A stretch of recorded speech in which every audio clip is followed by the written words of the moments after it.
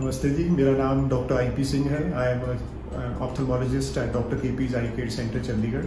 आप सबको बहुत बहुत दिवाली की शुभकामनाएं।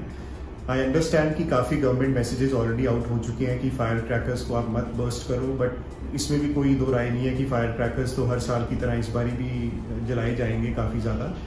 सो बेसिक प्रिकॉशंस तो आपको पता ही है कि आई ग्लासेस लगा के या प्रोटेक्टिव आई वेयर लगा के दूर से आप फायर क्रैकर वगैरह जलाएं। लेकिन if any chance if something happens at home, अगर कोई चोट लग जाती है फायर क्रैकर से, so there are very basic things which I would like to tell you and convey you for the safety.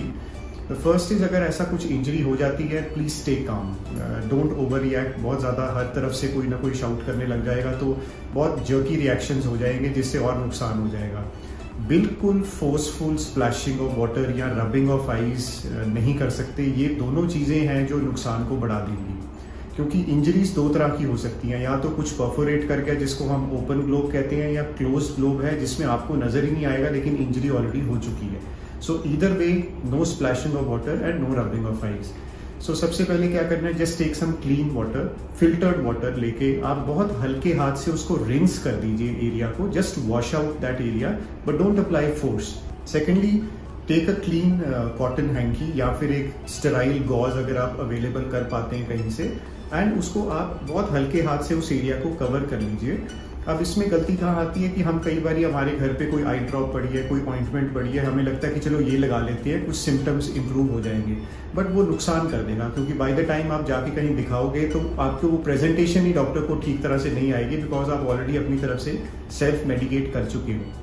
एक और गलती जो मैंने देखी है पेशेंट्स में ये है कि हम इग्नोर कर देते हैं कि चलो कोई बात नहीं, ये तो आम सी बात है, और हमने ओवर द काउंटर कहीं से दवाई ले ली, एंड 5-7 दिन के बाद आप रियलाइज करते हो कि नहीं, मेरी तो विजन एक्चुअली कम हो रही है, then actually the damage has already taken place.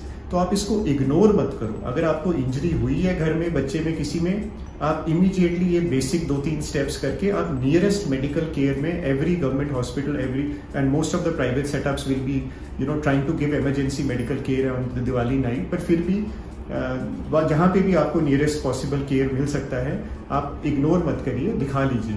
And definitely the take home message तो यही है कि अवॉइड करना चाहिए फायर क्रैकर्स को।